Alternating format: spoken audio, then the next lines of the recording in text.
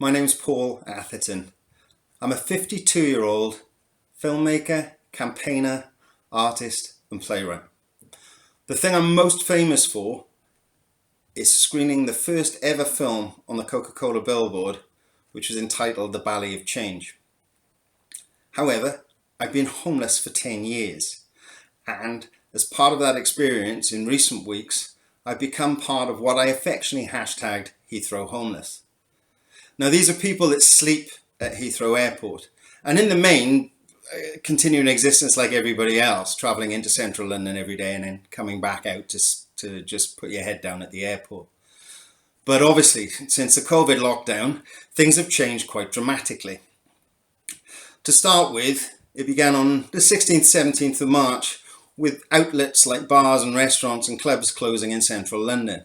This meant the places that we could normally usually frequent were no longer available to us. For me, that included the Royal Society of Arts, the RSA, on John Adams Street, which is where I'm a fellow and where I'd spend many of my working days.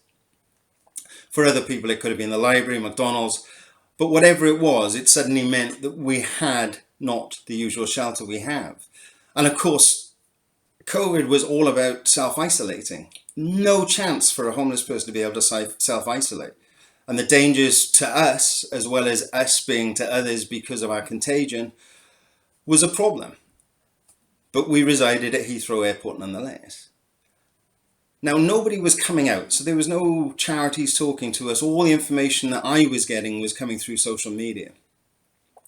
Until Friday, when Sadiq Khan announced that he was going to offer hotel rooms to the homeless. And we were very excited. This was sort of actually on my birthday, the 20th of March. So I was encouraged, everybody in the airport was encouraged, and we thought we were going to finally get housed and get listened to. Sadly though, the only things that were available were to charities that Sadiq were supporting, and those charities had to know the individual's concern, and that pretty much wiped us out. So by Monday, we were back to as our usual selves, but with an added difference. We now couldn't leave the airport, otherwise we'd be breaching the lockdown. So nothing happened until Thursday of that week. And then an outreach team came and told us that the airport was closing and that we should all leave and present ourselves to the council the next morning. And they would be ready to put us into the hotel accommodation that had been talked about the previous weekend. None of us believed this, and the next morning I rang my local council, and this, remember, was the day that Boris Johnson had announced that everybody was going to get in on that weekend. The council had heard nothing of Sadiq Khan's announcement and nothing of Boris Johnson's. And as usually happens, they went, oh, well, you're in a different borough at the moment, so we're not going to help you. So I, like everybody else, carried on going, and the weekend passed and we went into the next week. And again, no outreach team, no information. We were starting to watch the boards decline in flights, and eventually the following Wednesday, out of the blue, a team came in that had clearly been dragged together ad hoc to go house us in these miraculous hotel rooms. Only problem was nobody had a clue what was going on. The hotel system booking went down. The person that was then left to coordinate this on a telephone was just one.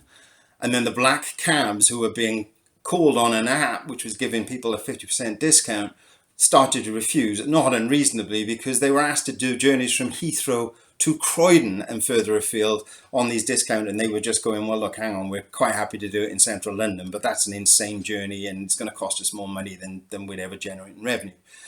And so we were placed in an Uber, of all things, and sent to a big chain budget hotel in the city. When I arrived there, sanitizers didn't work, there were no toiletries together, and worst of all, people were being charged for their Wi-Fi. Now, Wi-Fi is absolutely essential at a time like this, because without it, you can't reach even something as simple as the DWP, which is obviously now online by default. And that's where I resided. The next day, my council decided, oh, actually, you are on our electoral register. You have been there 6 years. We can prove that you've been living everywhere. And they've now sorted me the accommodation that I now reside in, which is a hotel apartment.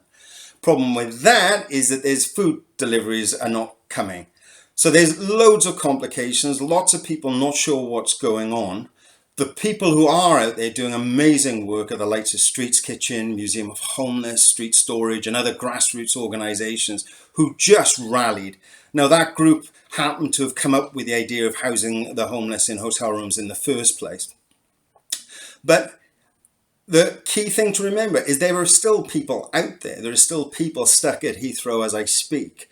And we need to address that. But once that's addressed, then we have to worry about where we go from now. For a lot of people, they've been scattered across the city, away from their normal support networks, and also away from their councils where they'd normally claim a connection. So when this is all over, are we going to be just flung back out onto the streets with no apparent direction whatsoever? Or are councils going to take responsibility and house us effectively and for the long term?